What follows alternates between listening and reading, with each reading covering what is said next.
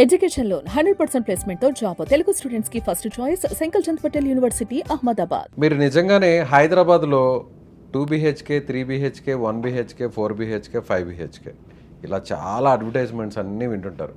నిజంగా మీకు అసలు ఏ BHK తీసుకోవాల్సినటువంటి అవసరం ఉందో సో దాన్ని చూస్ చేసుకోవడంలో చాలామంది కన్ఫ్యూజ్ అవుతుంటారు.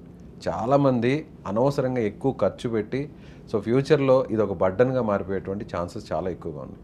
నిజంగా ఎవరికి ఎలాంటి హౌసెస్ కొనాలో ఈ వీడియోలో తెలుసుకునే ప్రయత్నం చేద్దాం. మనతో పాటున్నారు రియల్ ఎస్టేట్ ఎక్స్పర్ట్ రాజేష్ జాడీ గారు. నమస్తే అండి.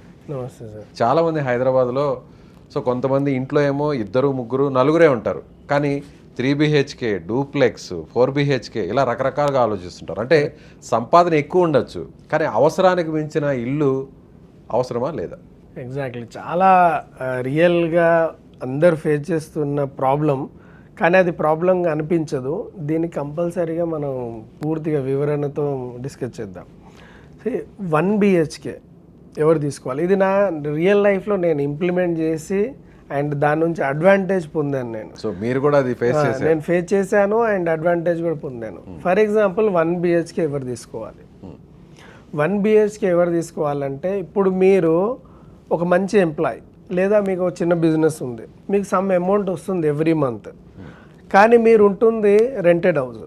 సో అది రెంట్ మీరు ఎంతో కొంత రెంట్ పే చేస్తూ ఉన్నారు.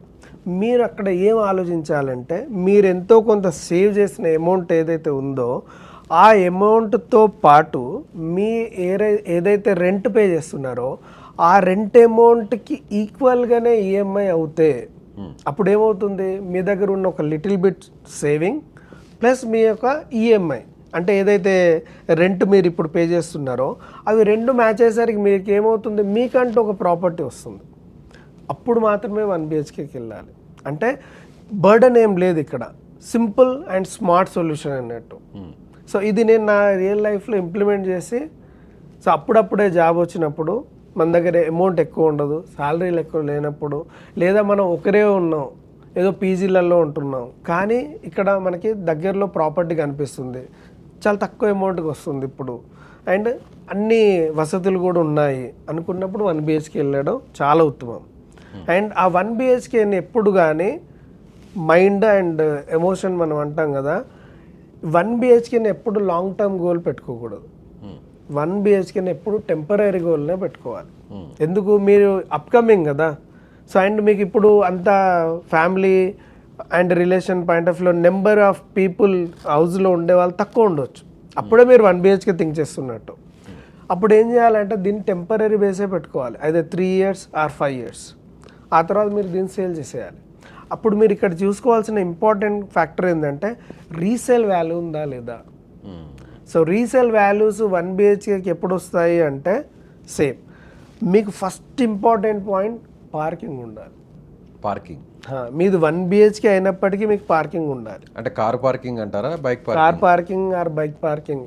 సో మన దగ్గర ఏ వెహికల్ ఉంటే ఆ వెహికల్.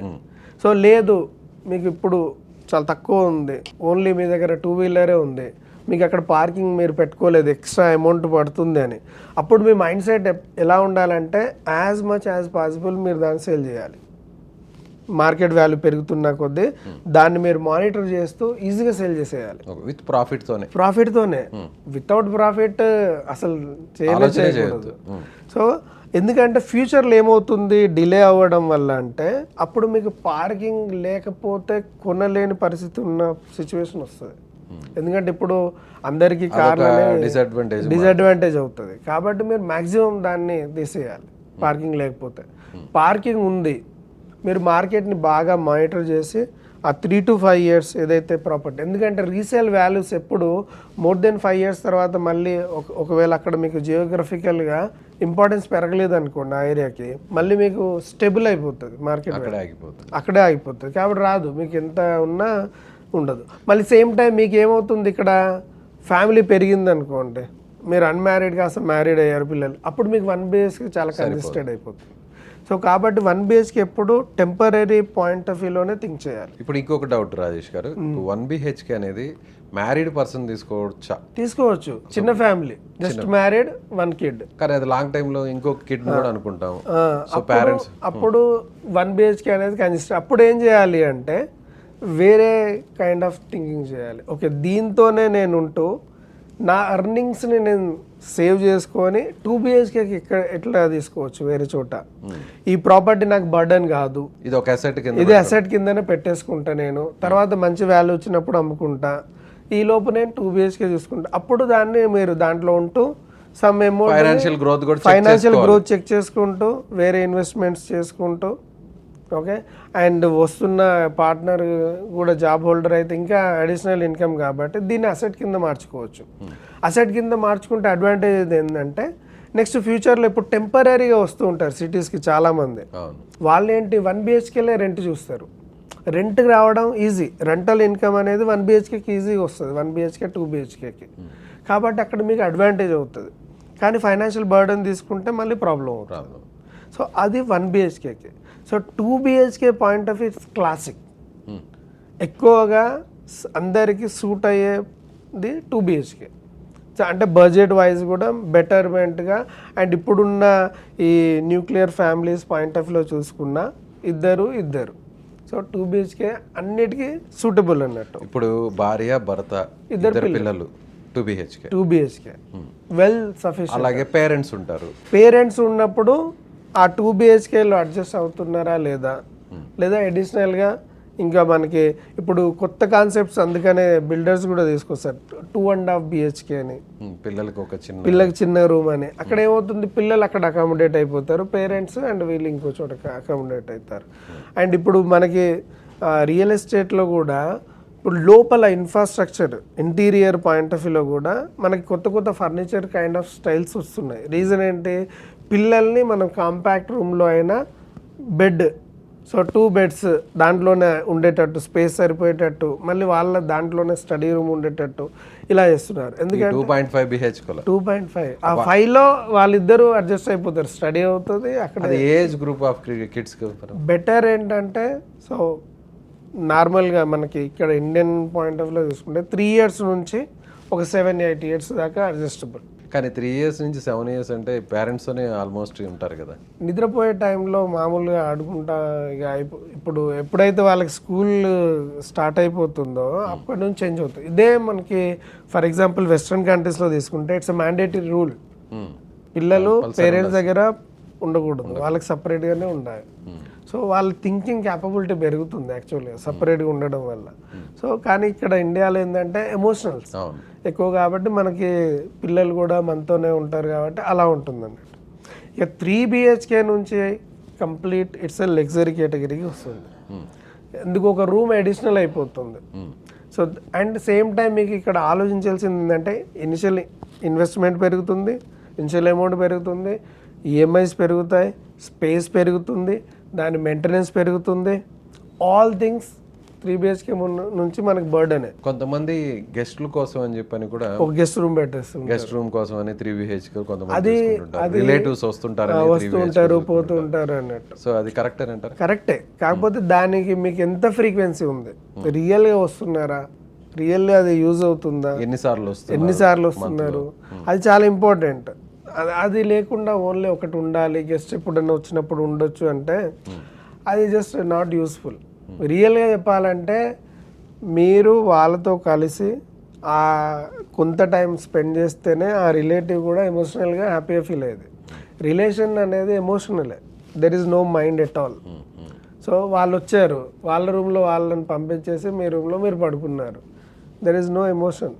సో రిలేషన్ అంటే ఈవెన్ హాల్లో కూడా మీరు మ్యాట్ వేసుకొని అందరు కలిసి అసలు మాట్లాడుకుంటుంటే ఇప్పుడు ఎట్లున్నావు ఏంటి షేర్ చేసుకుంటే ఆ నైట్ వాళ్ళకి పెద్దగా అనిపించదు. ఒకవేళ వాళ్ళంతా లేదు, రియల్గానే చాలా ఫ్రీక్వెంట్గా వస్తూ ఉంటారు, వాళ్ళకు ఉండాలి ప్రైవసీ, అవే ఉన్నప్పుడే కావాలి. కానీ అదే సో ఇప్పుడు రియల్ ఎస్టేట్లో బేసికల్ థింగ్స్ అందరు చేసే మిస్టేక్స్ ఇదే, ఎమోషనల్ థింగ్స్ ఎక్కువ. తర్వాత ఏమవుతుందంటే ఆ రూమ్ని మెయింటైన్ చేయడానికి కూడా ఇబ్బందిగా అనిపిస్తూ ఉంటుంది. అప్పుడు అనిపిస్తుంది ఎందుకు తీసుకున్నామా టూ బిహెచ్కే తీసుకుంటే బాగుండేది, ఎందుకంటే ఆ సెపరేట్ రూమ్ని రెంట్కి కూడా ఇవ్వలేము ఇక్కడ. పరిస్థితి మనకి ఎయిర్ బిన్బి వైజ్ కూడా ఇక్కడ మనం అంతా అట్లా ప్రైవసీ పాయింట్ ఆఫ్ లో వేరే వాళ్ళకి రెంటెడ్ ఇవ్వం. కొన్ని చోట్ల అయితే స్టోర్ రూమ్ గా వాడేస్తుంది. స్టోర్ రూమే మాక్సిమం స్టోర్ రూమే, కొన్ని చోట్ల కాదు, మాక్సిమం 72 to 80% ఎవరైతే ఇలా తీసుకుంటారో ఆ రూమ్ పనికిరాదు. అది జస్ట్ బిగినింగ్లోనే అంతే. సో అలా కానప్పుడు అప్పుడు మీరు దానికంటే ఇంకా బెటర్ ఆప్షన్స్ స్పేషియస్ 2 BHK తీసుకోవచ్చు. అదే 3 BHKకి వెళ్ళే బదులు 2 BHK తీసుకోవచ్చు. సో అది మనం క్యాల్కులేట్ చేసుకోవాలి. ఓకే, ఇక 4 BHKకి luxury. So you have to show the status in the society. So ఆ 4 BHK కావాలి, నాకు రెగ్యులర్ మీటింగ్స్ అవుతూ ఉంటాయి, పీపుల్ వస్తూ ఉంటారు, బిజినెస్ కేటగిరీకి వెళ్ళిన వాళ్ళే 4 BHK బెటర్.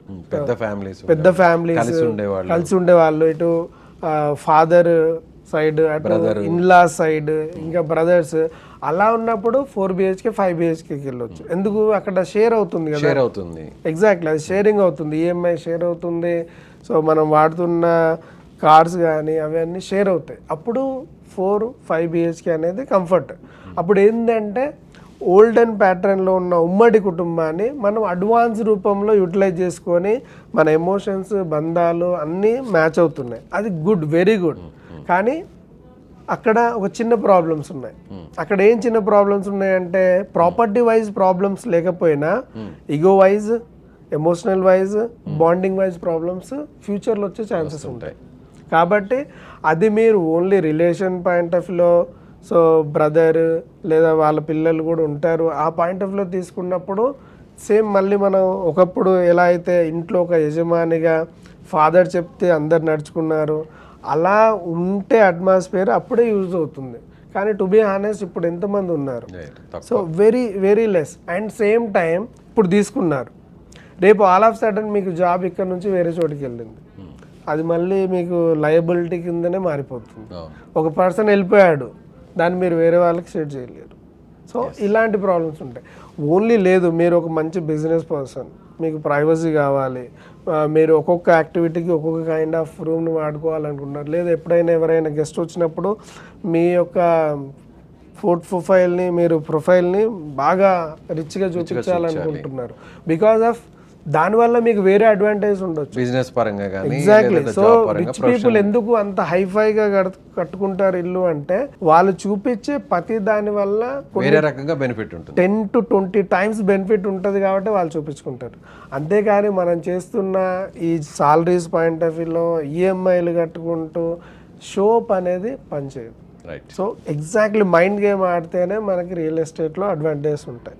సో అలా మనం డిసైడ్ చేసుకోవాలి, మన శాలరీ బకెట్ ఎంత, మనం ఎంతమంది ఉంటాం, మెయింటెనెన్స్ ఎంత పెరుగుతుంది, ఆ కమ్యూనిటీనా లేకపోతే ఇండివిజువల్ అయితే ఎలాంటి రిస్క్లు వస్తాయి, ఎలక్ట్రిసిటీ కనెక్టివిటీ ఉందా, సో వాటర్ కనెక్టివిటీ ఉందా, రేపు వాటర్ ప్రాబ్లం వచ్చినప్పుడు మరి ఇంకా పెద్దది తీసుకున్నప్పుడు ఇంకా ఎక్కువ మంది ఉంటే ఇంకా చాలా ప్రాబ్లమ్స్. ఇవన్నిటిని మనం దృష్టిలో పెట్టుకొనే 1 BHK, 2 BHK, 3 BHK, 4 BHK, 5 BHK అనేది డిసైడ్ చేసుకోవాలి. Right sir, thank you so much. So ఇది రాజేష్ జాడీ గారు చెప్తున్నట్టుగా ఖచ్చితంగా చాలామంది చిన్న చిన్న మిస్టేక్స్ అనేవి చేస్తూ ఉంటారు. కాబట్టి ఇదే విషయాన్ని ఎవరైతే కొనుక్కోవాలనుకుంటున్నారో అది 1 BHK, 2 BHK, 3 BHK, 4 BHK and 5 BHK ఇలాంటి వాళ్ళు ముందుగా ఈ వీడియోని చూడండి. ఇందులో రాజేష్ గారు చెప్పినటువంటి ప్రతి పాయింట్ కూడా క్లియర్గా అబ్జర్వ్ చేయండి. ఇవన్నీ కూడా మీకు అప్లికేబుల్ అవుతున్నాయో లేదో 1కి 2 సార్లు చెక్ చేసుకున్నాక అప్పుడు డెసిషన్ తీసుకోండి. సో మీరేమనుకుంటున్నారు? రాజేష్ గారు చెప్పిన ప్రతి విషయాన్ని కూడా మీరు కూడా ఏకీభవిస్తున్నారా లేదా? అయితే కామెంట్ చేయండి.